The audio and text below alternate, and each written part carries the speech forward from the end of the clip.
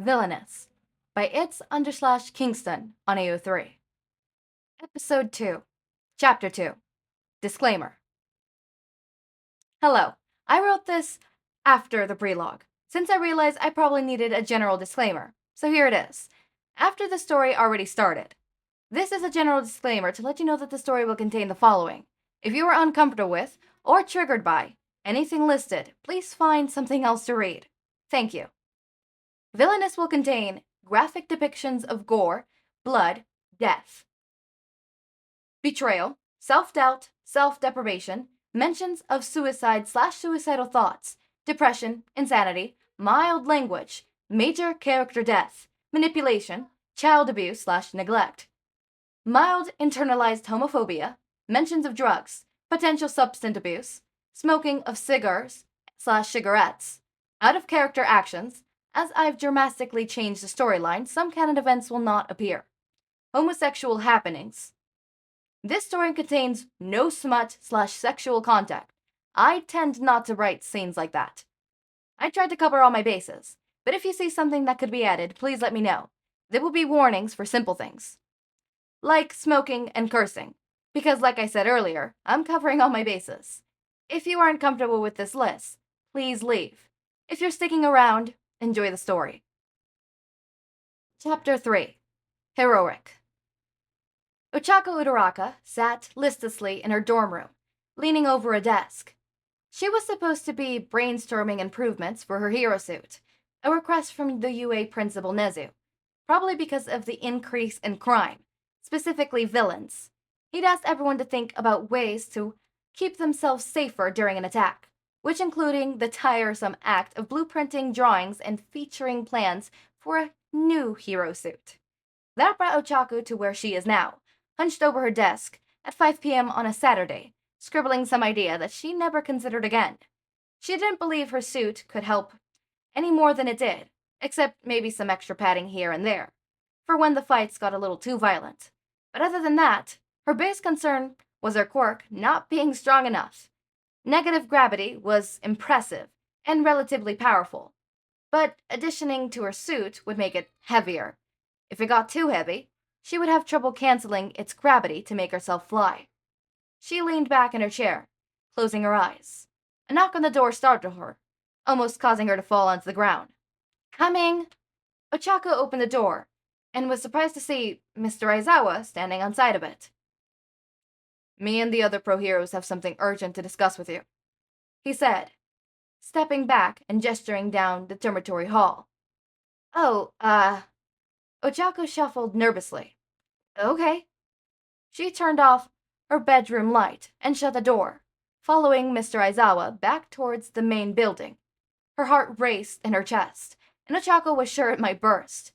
What did she do to get an audience with not just one, but multiple pro heroes, all at once? And what was so urgent that they needed to contact her on a Saturday evening? It couldn't wait until school on Monday?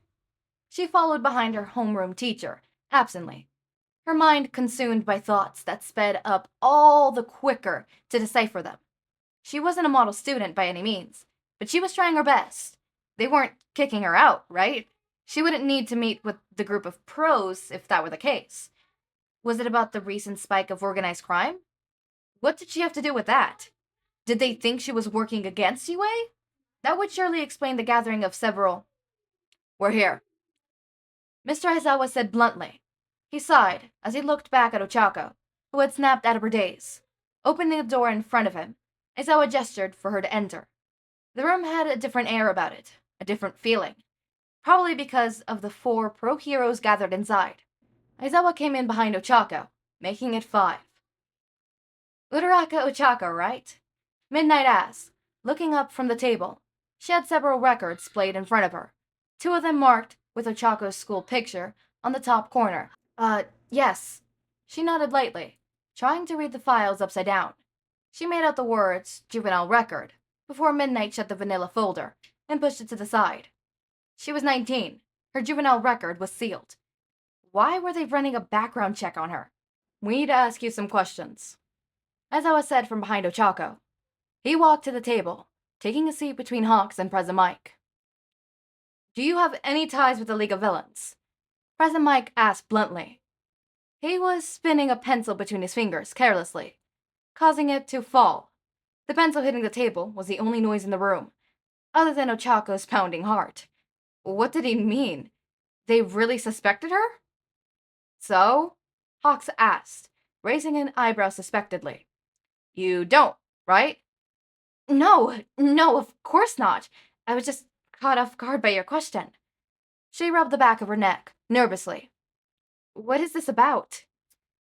We need someone to infiltrate the League of Villains, All Might said. He had been sitting silently since Ochako entered the room. If not for his immediate size, she wouldn't have known he was there. A pro hero wouldn't be welcome there. We needed to send a hero in training, someone who might realistically betray UA. What? You're saying I would turn on the school? Ochako frowned and looked at the 5 pros around the table. No, we know you won't. That's why we're sending you in. The League doesn't know your loyalty to the school and your friends. Tell me, Arabity, why do you want to be a hero?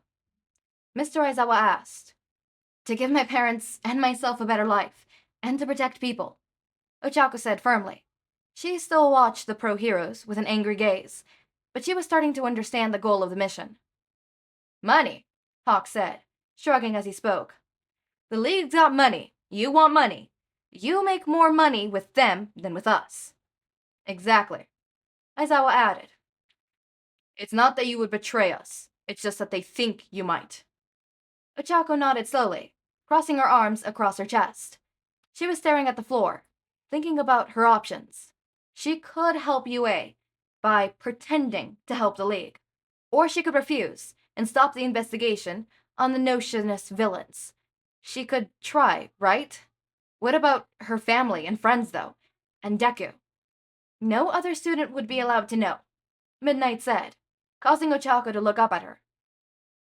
Suppose I agree. What happens then? The Gravity Hero, possibly soon to be Gravity Villain, asked. You'd attend all normal classes, and you'll still be able to extend extracurricular activities. You'll be excused from the occasional class should the need arise. However, your grades need to be maintained, and your classmates can't get suspicious. You'll have to spend all extra time finding the League and gaining their trust.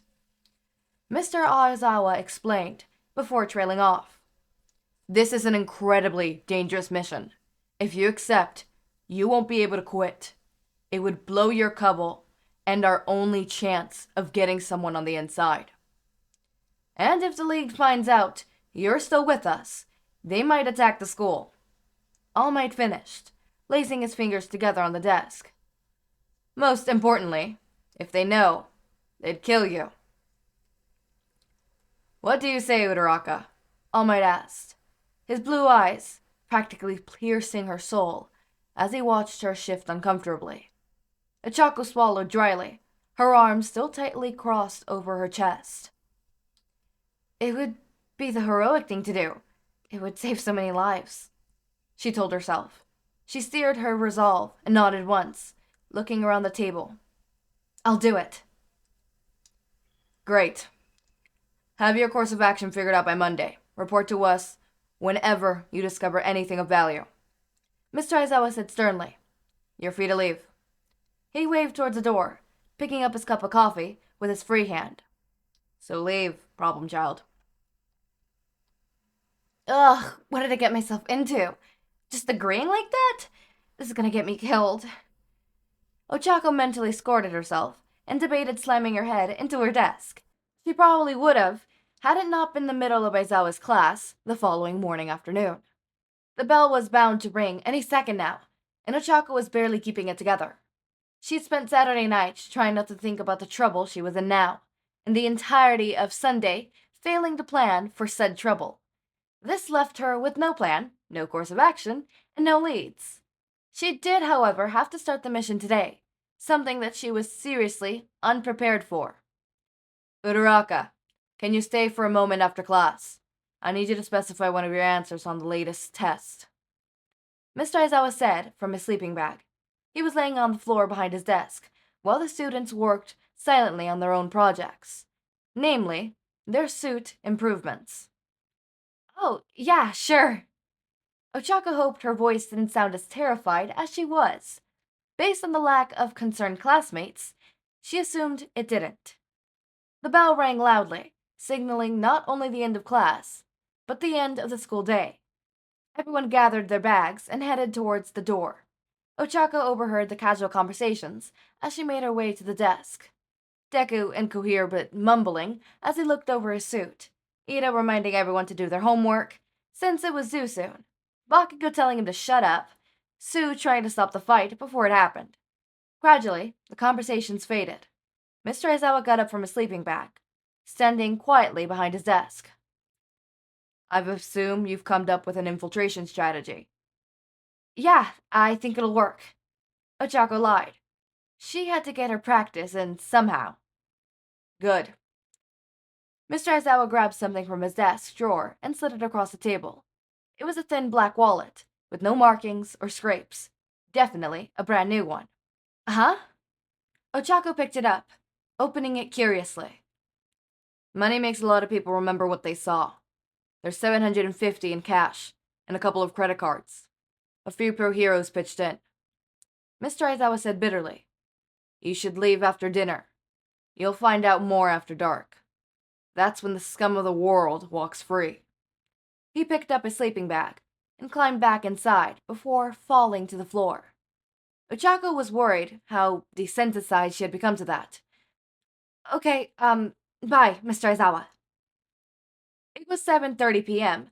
when Ochako hopped the fence, separating UA from the outside world. Well, it was more like she floated over the fence than hopped it. But did that matter? No. Apparently, secret missions meant sneaking around. Not even the security guards knew that Ochako was allowed to be roaming. If she was seen, it would create a whole mess to clean up. As expected, it would also meant no one would open the main gates for her to leave. So that's why 30 minutes after group dinner, Ochako was floating over UA, towering stone gates, with a dustering bag scummed over her shoulder. She packed water and a few apples. She wasn't quite sure how long it would take to begin investigating. Could be an hour, could be until morning. Her phone and her wallet her home teacher had given her were both tucked into her pocket. Now, where to start?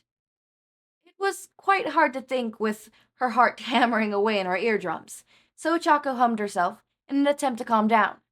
She began walking in unfamiliar directions, ending up in a park lit by street lamps and filled with silence. Creepy, she thought, as she sat down on a bench, taking a sip of her water. She walked in a random direction for around 10 minutes before ending up here. Maybe that wasn't the best idea, but it was better than sitting around doing nothing. Ochako pulled out her phone, opening the map, and scrolling aimlessly. The hairs on the back of her neck went up as the wind blew, but she wasn't sure that was the cause. She felt eyes on her, but didn't see anyone when she looked around. She decided to get moving, sliding the bag onto her back. Ochako began walking in the same direction. From her few minutes of looking at the area map, she saw some darker parts of town nearby and decided to poke around there. A few alleys and abandoned buildings. Nothing too fancy. Literally. It was a good place to start. After 15 minutes walking, pacing herself almost half an hour away from the school, Ochako safely arrived at her destination. She wasn't sure if the shadows shifting around were her eyes really moving, or if her mind was trying to convince her to turn back. Roaming a dingy part of town alone and late at night wasn't her best choice, but it was a necessary one. If she could find the League of Villains, or better yet, stop them, Ochako would save so many lives. She wouldn't just be another hero in training. She'd be a hero. She'd be remembered. She'd do something that would have a huge impact on everyone around her. She'd inspire thousands. She'd make everyone smile, and everyone live happily again. No more death due to petty crimes. No more family torn apart by tragic murders. It'll be the best possible world. Most of all, she'll be able to help her family financially. Herself, too. They'll all be able to live freely if the League was gone. Hey. A voice caught her attention, and she balled her fist, ready to strike whoever was there. It was an old man in a dark brown coat, a slim pair of glasses, were chipped on his shirt, slightly obscured by the salt and peppered beard. Ochako said dryly. Her throat was racing, partially due to being startled, but mainly in anticipation. Don't see many new faces around here. You lost? The man asked, resting his hands behind his head in a significant, like as if he wasn't looking for a fight. Looking for someone, she responded, not relaxing her stance. I've been here a long time. The man flashed a sly grin. You got cash? Depends on how long you've been here. Ochako steps back a few steps, pulling a 20 out of her wallet in her pocket. I'm looking for the League of Villains. The man's face paled, and he put his hands up in front of him. I'm not a squealer when it comes to them, no matter how much you give me. Really? Ochako pulled out another 420s, now holding 100 in her hand. The man shook his head furiously. Bad things happen to the ones who talk, he said before turning around and heading back into the alley. He was gone before Ochako could say anything else. She leaned her back against the wall, slightly quiet.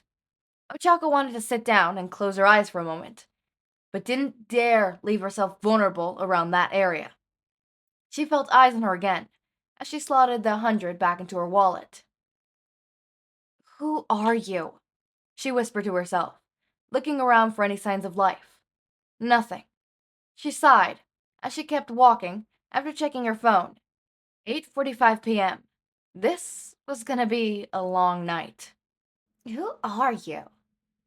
A single figure, hidden behind a broken wall, watched a lone girl walk past the opening of alleys, seemingly to look for something. You came from UA, so you're a little hero. They watched as the girl stopped, looking startled at the man in an alley. I wonder why a little hero is over here. They watched as the girl pulled out a wallet and cash, holding it significantly out to the man. A bribe. They didn't even send a pro hero. No fun. They watched as the man shook his head and ran away instead of taking the money. That's weird. The girl scuffed the money back into her wallet and checked the time. The girl was visibly annoyed. Are you looking for the League, little hero? I think I'll keep an eye on you. I really hope that was Toga at the end. I interpreted it as Toga at the end, unless it's not, and that's gonna be funny. It's gonna be funny. That's gonna be hilarious. Hi, welcome to my channel, where I don't read ahead of time. Love that. Well, I mean, I have a purpose on why I don't read ahead of time. I like to do my outro notes, and I like to tell you what I thought about the chapter and what I think is gonna happen next. Personally, I find it interesting. I find it cool. For me, I mainly do this because when I listen to Podfics, I always love hearing someone else's input and their reactions and stuff like that. It's also why whenever I find someone that I really, really like, I make them watch stuff that I like so that I could see the reactions. Look, Sunny, I'm gonna get you to watch La La Land. I don't know if you're listening.